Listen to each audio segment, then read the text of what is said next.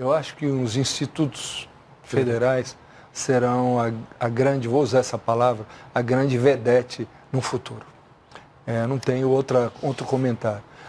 Você está cansado de pegar, com todo o respeito que tem aos motoristas, a profissão muito, muito digna, mas eu tenho muito engenheiro, muito advogado dirigindo Uber, porque não consegue a colocação devida. Mas se ele fosse um técnico em informática, ele estaria empregado, porque há uma demanda muito grande. Então, eu acho que o futuro é institutos federais, como é na Alemanha hoje. A Alemanha, ela dá atenção, são poucos os que fazem universidade. Universidade, na verdade, ela deveria ser para poucos, nesse sentido de ser útil à sociedade. Essa fala que vocês acabaram de ouvir do pastor Milton Ribeiro, que exerce atualmente o cargo de ministro da Educação, ajuda a entender muito bem as linhas de raciocínio, os objetivos do governo Bolsonaro em relação ao que seria o papel do Ministério da Educação. Porém, essa linha de pensamento nem de longe é uma exclusividade do pastor. Desde o primeiro ministro da Educação, Ricardo Vélez, passando pelo dublê de humorista da Praça é Nossa, o Abraham Weintraub. Está chovendo fake news. Todos fecham com essa mesma linha de raciocínio. Também com um hábito de estabelecer comparações difíceis de fazer porque fogem à realidade de cada lugar com exemplos na Europa ou na América do Norte. Então eu tô aqui para fazer um comentário sobre essa fala e essa linha de pensamento a partir de duas premissazinhas básicas. A primeira delas é essa ideia elitista de que a universidade não seria para todos e que principalmente o pobre deveria estar focado na conquista de um emprego através do curso técnico principalmente. Não que não exista nenhum valor ou uma importância na formação técnica, não que ela não tenha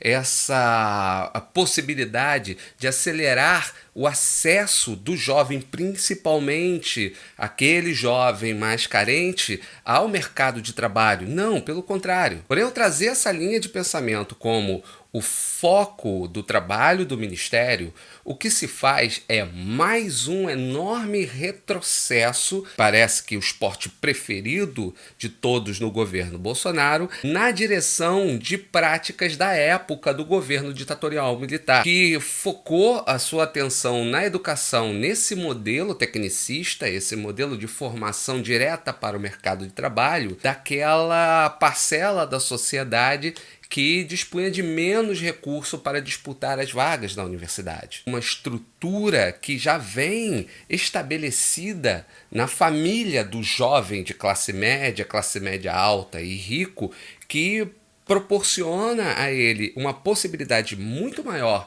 de ingresso nas universidades, naqueles cursos mais disputados e também em casos de determinadas áreas de um maior status social, como é o caso da medicina, quando o jovem filho da classe média alta ou do rico não consegue uma vaga na universidade pública, ele tem recursos para que o pai pague uma universidade privada com mensalidades de 6, 7, 8, 9, 10 mil reais. O que o pastor quer confirmar e reafirmar, na verdade, é esse papel de exclusividade da universidade para as classes dominantes. Enquanto o filho do operariado, o filho do trabalhador, o filho do proletário deve se concentrar em se formar para se tornar mão de obra o mais barato possível, o mais rápido possível. E um segundo ponto que eu quero trazer aqui para comentar essa fala é essa mania de vira-latas, de estabelecer ou de tentar estabelecer comparações com países que vivem outras realidades, com países mais desenvolvidos, com países que passaram por um processo de industrialização muito antes do Brasil, ao passo de que países que começaram seu processo de industrialização depois do Brasil, como é o caso da Coreia do Sul, como é o caso da China, já estão muito mais avançados porque seguem uma outra linha de pensamento dentro da economia, dentro do desenvolvimento econômico, que passa, entre outras coisas, pela valorização e pelo investimento em uma formação voltada para o desenvolvimento tecnológico, para o desenvolvimento de produtos, para o desenvolvimento da própria economia. Então, comparar com a Alemanha, o país que manteve a estrutura industrial mais intacta em toda a União Europeia, naquele período do desmonte da indústria nos países desenvolvidos e da transferência dessa indústria para países emergentes, tentar comparar um país onde realmente existe essa necessidade da mão de obra técnica, onde a industrialização segue intensa e acontecendo dentro do espaço do país, onde o Estado, diante dessa situação emergencial da Covid-19, mobilizou recursos para socorrer as empresas e não permitir a quebra da economia, ao invés de criar uma falsa dicotomia de ou cuidamos da saúde, ou das vidas, ou cuidamos da economia, como foi feito aqui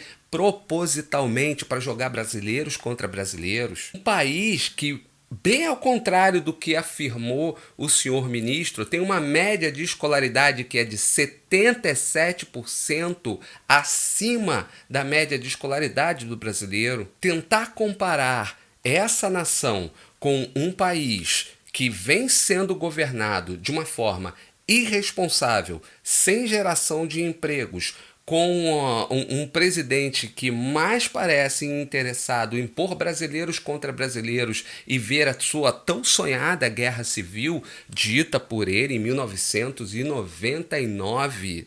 De que maneira o senhor enxerga o Brasil de todos nós? Só com crise, né? Não é com crise que cresce, essa palhaçada que a gente vê na imprensa por aí, né? Que a propaganda paga do governo, com o dinheiro de você, contribuinte. Só com uma crise seríssima. Me desculpa, né? Através do voto, você não vai mudar nada nesse país. Tá? Nada, absolutamente nada. Isso só vai mudar, infelizmente, quando um dia nós partimos para uma guerra civil aqui dentro. Né? E fazendo um trabalho que o regime militar não fez. Matamos 30 mil. E que está aí mostrando que o tempo passou e nada em sua linha de pensamento mudou. Tentar estabelecer uma comparação entre a Alemanha do século XXI e o Brasil, além de ser uma atitude típica daquela velha síndrome de vira-latas, também é de uma incoerência fora do comum. Porque não tem como comparar uma economia estável com uma economia em crise. Não tem como comparar uma nação que desenvolve tecnologia com uma que persegue os seus pesquisadores, que corta verbas da ciência, que limita ao máximo o setor de pesquisa. Então, a fala do senhor ministro nada mais é do que mais uma tentativa de desviar a atenção, jogando conversa fora e fazendo comparações esdrúxulas com nações às quais nós nunca poderemos nos comparar enquanto tivermos ou seguirmos essa linha de pensamento do viralatismo.